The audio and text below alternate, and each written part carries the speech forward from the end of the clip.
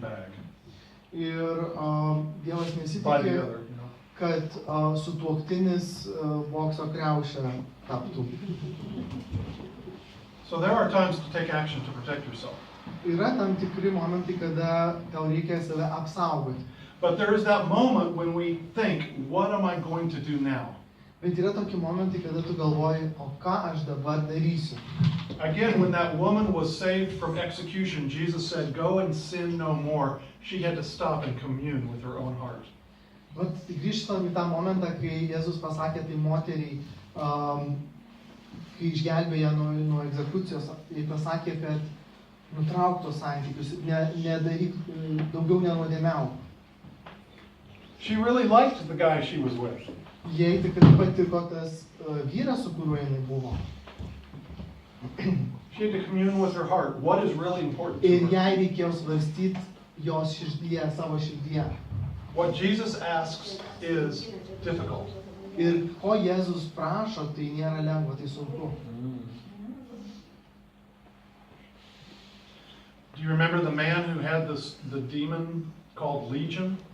All the demons, thousands of them? Ar atsimena tą situaciją apie žmogų, kuris turėjo legioną demonų pas save? Do you know he wanted to follow Jesus, to become a disciple and follow him? Ar žinot, kad jisai norėjo tapti Jėzaus mokiniu ir jo sekti? And Jesus said, no, you stay here and just tell people what I've done for you.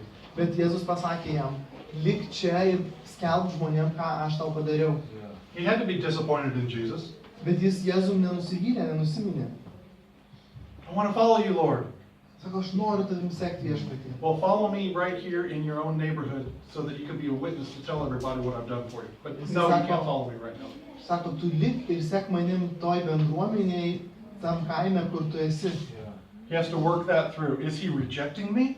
Ir jis turėjo tada permastyti viduje, ar jis mane atstumė, ar Jėzus mane atstumė, Am I not good enough for him? ar aš netinkamas, negeras jam. He wants me to stay right here in the neighborhood? Jisai nori, kad aš likčiau čia, kaiminystėje. That means I have to get a job? Ar man reikia darbą susirasti? Everybody saw me naked in the graveyard? Mane visi kapuose nuogą matė.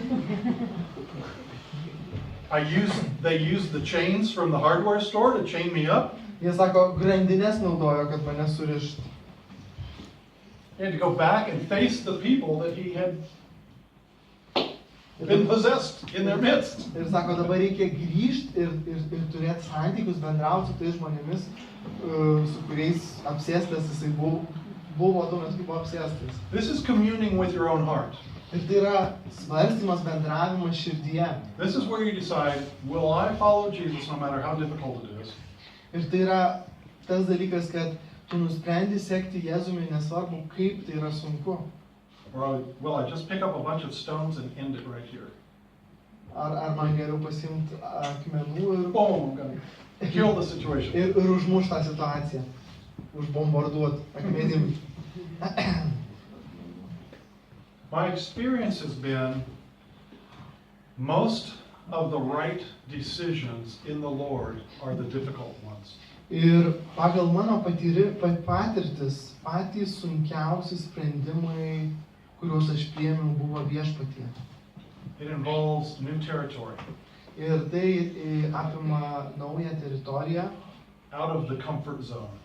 Išėjimą iš komforto zonos. For instance, think of the woman at the well. Pavyzdžiui, pagalvokite apie moterį prie šulinio. In John chapter 4. Jono 4 skyriui. He said, you're right, you're not married, you've had 5 men, and now the guy you're living with isn't your husband. Sako, tie 4 vyrai yra ne tavo, su kuriuo tu gyveni irgi ne tavo tas vyras. But then she believes in the Lord and also leads most of her own village to the Lord. Bet jinai patiki viešpačiu ir jinai atveda pas viešpatį visą kaimą. Now what's she going to do with the guy she's living with? Ir ką dabar jai reikia daryti su tuo vyru, kuriuo jinai gyvena?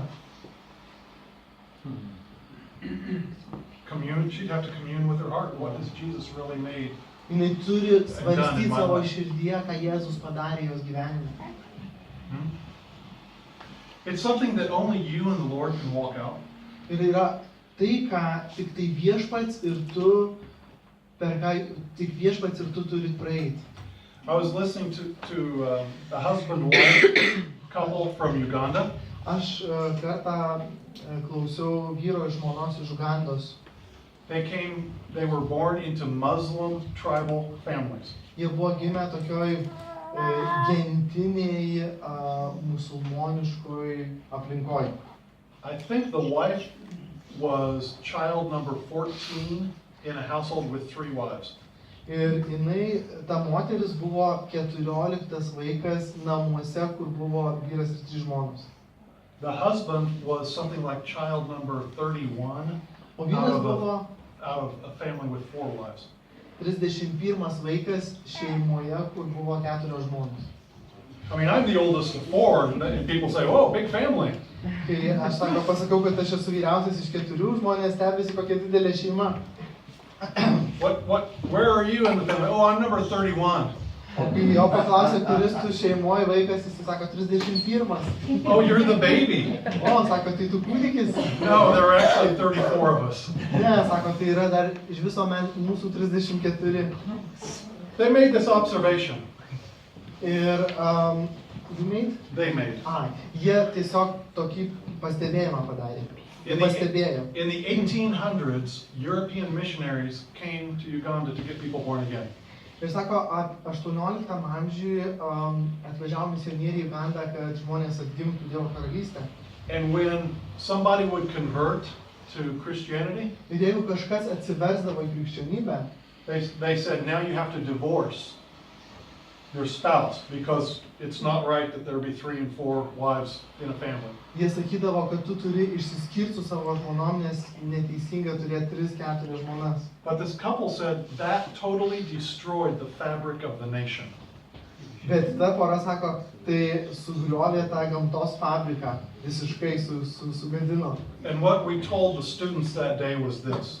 Ir ką mes studentams sakydavom tuo metu, buvo tai, what those missionaries should have done was just get the people born again and let God figure out how they were going to work out in their family, how it was going to work out in their family. Tie misionieriai, mes sakydavom taip studentam, kad tie misionieriai, ką jie turėjo padaryti, jie turėjo paskelbti Evangeliją ir kad tie žmonės atgimtų į Dievo karalystę, o toliau visą kitą darbą palikti viešpačiui, kad jis dirbtų jų širdyse. See, there's no record of Jesus giving instructions to the woman caught in adultery. Mes ką matom šitoj situacijoje, kad Jėzus nedavė instruktažo moteriai, kuri buvo pagauta Just go and sin no more. Just go and sin no more. That's all he said. Jis tik pasakė, eik ir daugiau nenusidėk. It had to be up to her and the Holy Spirit to figure out how she was going to live for the Lord in that. Ir buvo palikta tarp jos ir šventosios dvasios, jai pačiai surasti kelią, kaip jinai turi išeiti iš tos situacijos. The woman at the well in John 4, the same thing. Tas pats moteris prie šaltinio Jono 4 skyriui. The man who had legion cast out of him, who was made to sit there in his neighborhood instead of following Jesus, had to work it out himself. Lygiai tas pati situacija su žmogum, kuris turėjo legioną demonų. Jis turėjo likti tam kaime ir turėjo surasti, kaip jam susitvarkyti su tą situaciją, tą kelią. It is normal and human and okay to go through a roller coaster of emotions. Ir iš tikrųjų yra žmogiška ir visiškai normalu, kad mums reikia tais linksmaisiais kalneliais pavažinėti savo emocijose. Let's go back to Psalm chapter 4 and finish that. Ir dabar grįžkime ir pabaikime su 4 psalme. Notice, go ahead and read verses 5 through 8 and look at how David's outlook changes, how his emotions change. Dabar skaitysim nuo 5 iki 8 eilutės ir pasižiūrėsim, kaip Dovydo išvaizda keičiasi. Požiūris. Aukokite teisumo aukas ir viešpačiu pasitikėkite. Daugelis sako, kas parodys mums gerą. Pakelk virš mūsų viešpatį savo šviesų veidą. Tu davei mano širdžiai daugiau linksmybės negu jiems, kai jie turi gausiai javų ir vyno. Atsigulu ramus ir užmiegu, nes tu vienintelis viešpatį leidi man saugiai gyventi. Now notice, he's writing this. Dabar pastebėkite, jisai rašo tai. We assume he's in his tent. Mes galim primesti, kad jis yra savo palapiniai, He's praying, he's writing. jisai meldžiasi Right outside the door, there's 600 men ready to kill him. ir už palapinės durų 600 vyrų pasirengę jį užmušti, pasiruošę jį užmušti. And he says in verse 7, Lord, you have put gladness in my heart more than if we'd had a bountiful harvest. Sako 7 eilutė, tu davei man širdžiai daugiau linksmybės negu jiems, kai jie turi gausį javų ir vyno. And he said, and this is like his good night signing off for the day. I'm going to lay down in peace and sleep. You, Lord, will protect me. Ir sako, čia toks kaip atsisveikinimas nakčiai. Jis sako, atsigulu ramus ir užmiegu. Nes tu vienintelis. Over and out, I'm going to sleep. Over. Over and out. Ir sako, viskas, užsidarau ir einu miegoti. What you have to do in the midst of the emotions Ir is find that peace. ką tu turi padaryti, kai yra va, tas emocinis toksai sumišimas, tu turi atrasti ramybę. Many times we don't, Labai dažnai sometimes we become so focused on the injury, mes, we forget the Lord himself. mes taip dažnai būnam susikoncentravę į tą žaizdą, kad mes pamirštame viešpatį. David, for a moment, was very focused on the fact that he was about to die. Ir Dovydas va, tuo momentu buvo taip susikoncentravęs į tą faktą, kad jis mirs greitai, That the enemy had taken his family. kad priešas paėmė jo šeimą. And that's just like us today. Ir lygiai tas pats su mumis šiomis dienomis We būna. can say, I feel like the devil's got a hold of my 16-year-old or my Tu pradedi galvoti, kad va, nephew or my grandchild. kad velnės paėmė mano 16-metį paauglį ar sūnėną ar anūką. But David found his peace in the Lord, and do you know what happened? They recovered every single person. Ir žinot ką, Dovydas atrado ramybę viešpatyje ir jis atgavo viską, ką priešas buvo pavogęs. So you may be here in the midst of difficult time. Taigi tu galbūt esi kažkokioj sunkioj situacijoj.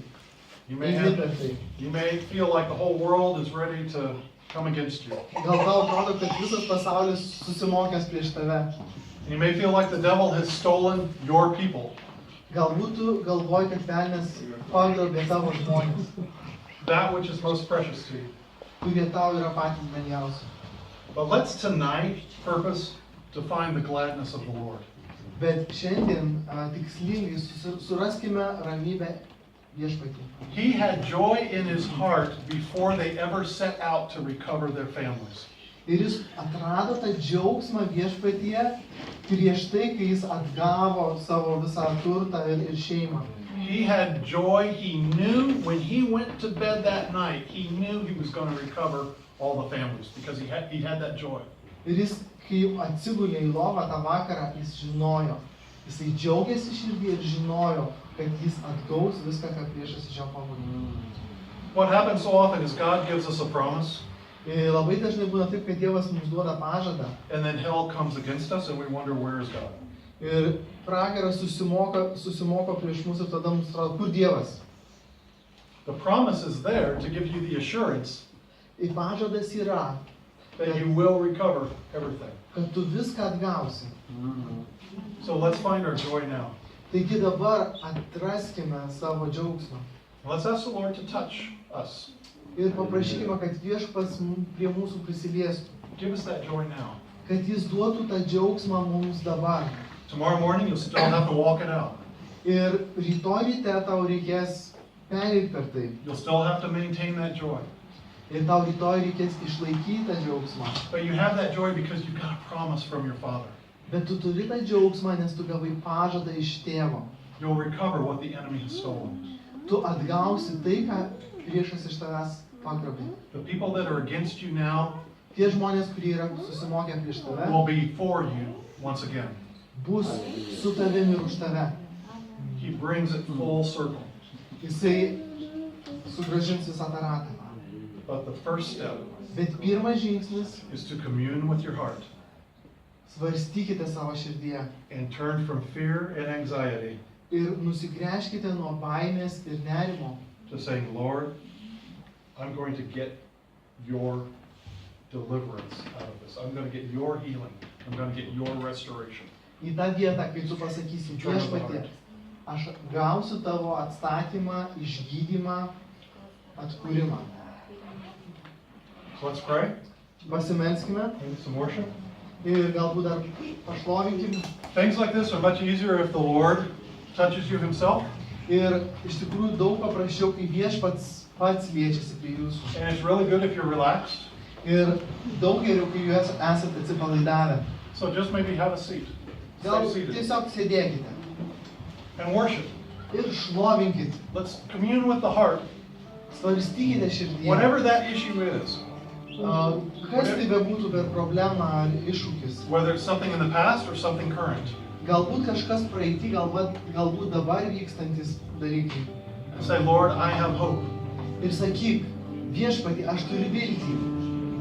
I see that you will recover for me everything that the devil has taken. Ir kad tu sugrąžinsi viešpatie viską, ką velnias pagrobė. That you're faithful. Nes tu esi ištikimas. Let's just worship him for his faithfulness right now. Šlovinkim viešpatį dabar už jo Thank you, ištikimybę. Father. Thank you, Father. Ačiū tau, Dieve. Thank you for your faithfulness. Ačiū tau už tavo ištikimybę.